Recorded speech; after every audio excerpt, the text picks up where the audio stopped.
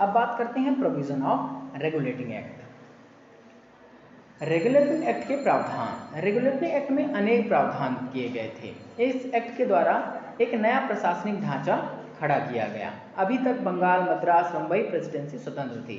इस अधिनियम द्वारा उनकी स्वतंत्रता समाप्त कर दी गई। बंगाल का गवर्नर मुंबई मद्रास का भी गवर्नर जनरल बना दिया गया। गवर्नर जनरल की सहायता के लिए 4 सदस्य की एक परिषद काउंसिल बनाई गई। गवर्नर जनरल को सैनिक असैनिक शासन का स्वामी बनाया गया। इसे युद्ध एवं संधि बनाने के लिए अधिकार दे दिए गए। गवर्नर जनरल और उसकी परिषद का पर संचालक मंडल का नियंत्रण रखा गया। इस अधिनियम के द्वारा कलकत्ता में सर्वोच्च न्यायालय की स्थापना की गई।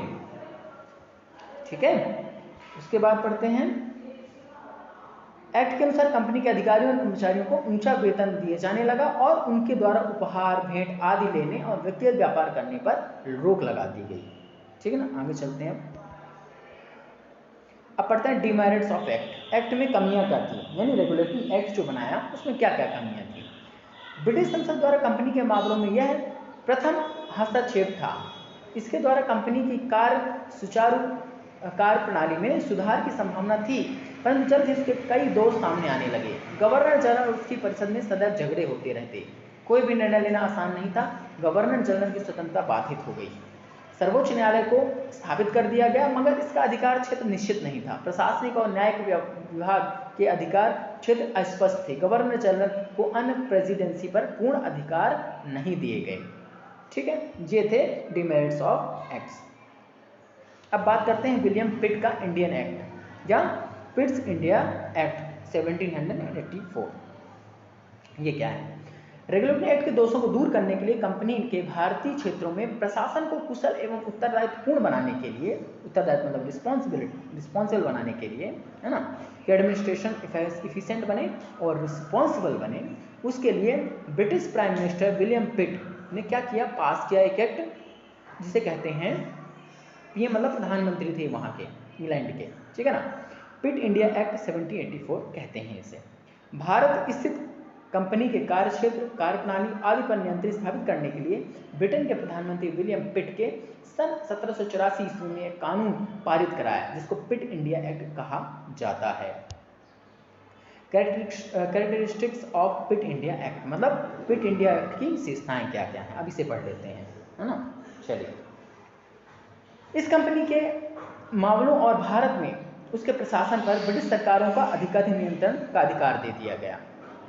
जो भी इस एक्ट जो पारित हुआ था पिट इंडिया एक्ट, उस एक्ट ने क्या किया, कंपनी के जो मामले थे और जो भारत में उसके प्रशासन था, पहले क्या किया जा करते थे ये अंग्रेजों ने जितने भी हमारे इंडियन स्टेट थे वहाँ के राजाओं पर, वहाँ की राजनीति पर अपना अधिकार लगा दिया, अपना अंकुश लगा दिया। ठीक है ना, उसी तरह जो अब अंग्रेजों की जो संसद यानी ब्रिटेन की जो संसद थी, उसने फिर जो ईस्ट इंडिया कंपनी पे अंकुश लगाने के लिए बहुत से एक्ट पारित किए। वही एक्ट है पिट इंडिया एक्ट। नवीन कानून के अनुसार 6 सदस्यीय नियंत्रण मंडल की स्थापना की गई। इसका कार्य निदेशक मंडल और भारत सरकार को आवश्यक परामर्श देना था, उसकी कार्य प्रणाली पर नियंत्रण रखना था। भारत के शासन, सेना, लगान संबंधी मामलों पर 6 सदस्य थे, उनके नियंत्रण मंडल बोर्ड ऑफ कंट्रोल का नियंत्रण कायम किया गया। बोर्ड को भारतीय प्रशासन के संबंध में निरीक्षण करने, निर्देशन करने और नियंत्रण संबंधी विस्तृत अधिकार दिए गए। ठीक है ना। अब सबसे नीचे वाला पैराग्राफ है। इस अधिनियम की महत्वपूर्ण बात यह है कि इसके द्वारा भारत में कंपनी के आक्रामक युद्धों को नियंत्रित किया गया था। इस एक्ट में कहा गया कि भारत में साम्राज्य का विस्तार इस राष्ट्र की इच्छा सम्मान नीति के विरुद्ध, लेकिन इसका पालन अंग्रेजों ने किया। 1784 ईस्वी के एक्ट से गवर्नर जनरल एक प्रशासक की भूमिका में आ गया था। वह सेना, पुलिस, सरकारी कर्मचारियों और न्यायपालिका के माध्यम से शासन चलाना चाहता था या शासन चलना चाहिए।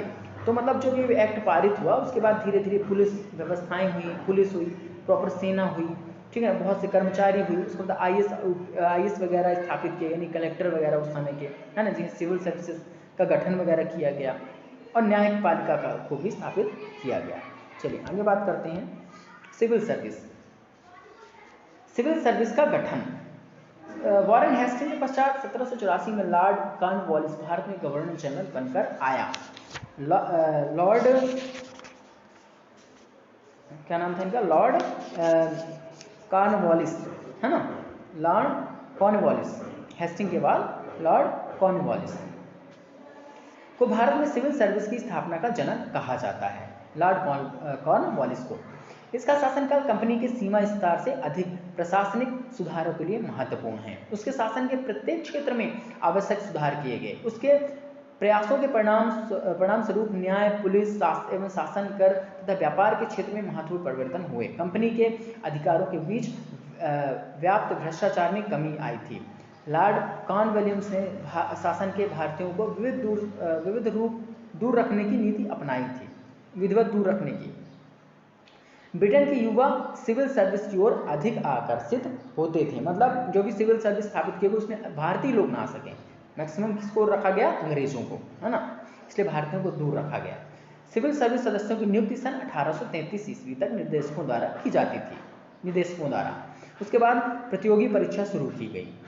जो भी निदेशक होते थे वहाँ के डायरेक्टर, वो पहले सिविल सर्विस की एग्जाम लेते थे और अपॉइंट करते थे अपने उस समय के अधिकारियों को। उसके बाद धीरे धीरे प्रतियोगी परीक्षाएं स्टार्ट हुई, कॉम्पिटिटिव एग्जामिनेशन सिस्टम आया जैसे आज है। कंपनी पर शासन करने का दायित्व बढ़ता जा रहा था।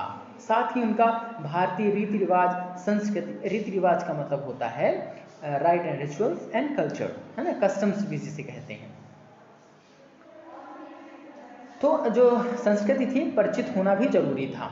अब कलकत्ता में फोर्ट विलियम कॉलेज की स्थापना सन 1801 में 1801 में की गई। इसके माध्यम से सिविल सर्विसेज के सदस्यों को प्रशिक्षण दिया गया। कुछ समय बाद प्रशिक्षण के लिए ब्रिटेन में ईस्ट इंडिया कॉलेज की स्थापना हुई। न्याय एवं कानून व्यवस्था, किसी भी देश के शासन संचालन के लिए नियम कानून का होना आवश्यक है, जिनका अनुपालन अब हम पढ़ रहे हैं जुडिशरी, है ना, जुडिशियल ऑर्गेनाइजेशन। मैं आपको एक्सप्लेन कर देता हूँ। यहाँ तक हमने ऊपर तक पढ़ लिया। All the governments and administration are based on the certain rules and laws which the rules had and the rules must observe. अब जितने भी शासन थे, अब जो देश के संचालन थे कि नियम कानून होना आवश्यक है, जिनका अनुपालन सरकार और जनता द्वारा किया जाना जरूरी है। ब्रिटिश शासनकाल में सरकार द्वारा न्यायालयों की स्थापना की गई। न्यायालयों द्वारा कानून का उल्लंघन करने वाले लोगों पर कठोर दंडात्मक कार्यवाही की जाती थी। प्रारंभ में अंग्रेजों ने भारत में प्रचलित कानूनों के साथ छेड़छाड़ नहीं की और विवाह, उत्तराधिकार संबंधी कानून, रीति रिवाज, धर्म ग्रंथों पर आधारित जो पुरातन जो कानून बने हुए थे, हिंदू धर्म हो या मुस्लिम धर्म हो, उनका पहले उन्होंने पालन किया। अंग्रेज और भारतीयों में विवाद होने पर उसका निराकरण अंग्रेजी कानून के अंतर्गत किया जाता था। ठीक है। उसके बाद जो ब्लू में लिखा हुआ उसे हम पढ़ते हैं। The reform made in judicial organisation. Lord Cornwallis ने न्याय व्यवस्था में जितने सुधार किए उन्हें एकत्र कर सन 1793 एडी में कॉर्नवालिस संहिता का नाम दिया गया। यह शक्तियों के पृथक्करण के सिद्धांत पर आधारित था। Bengal regulation act of 1793। 1793 में क्या हुआ? बंगाल रेगुलेशन एक्ट बनाया गया, जिसके तहत न्यायालयों में भारतीयों के निजी और मालिकाना अधिकारों के लिए फैसले होने थे। इस एक्ट में हिंदू और मुसलमानों को निजी कानूनों को शामिल किया गया। इससे भारतीयों में लिखित कानून का चलन आरंभ हुआ। ब्रिटिश भारत में अन्य प्रदेशों में भी इस प्रकार के कानून बनाए गए थे। ठीक है, यहीं तक रखते हैं। कंट्रोल ओवर कंपनी आगे भी पढ़ेंगे।